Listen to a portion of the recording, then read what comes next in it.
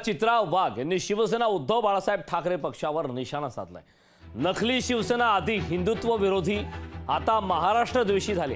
धाराशिव येथील मेळाव्यात चित्रा वाघ यांनी शिवसेना उद्धव बाळासाहेब ठाकरे पक्षावर टीका केली। नकली शिवसेना आधी हिंदुत्वाच्या विरोधात जाऊन हिंदुत्व विरोधी झाली आणि आता महाराष्ट्रातल्या बाईचा अपमान करून महाराष्ट्र द्वेषी झाले, अशी टीका भाजप नेत्या चित्रा वाघ यांनी केली। धाराशिव येथील मेळाव्यात महिलांशी संवाद साधताना त्यांनी ही टीका केली। एका बाईचा अपमान,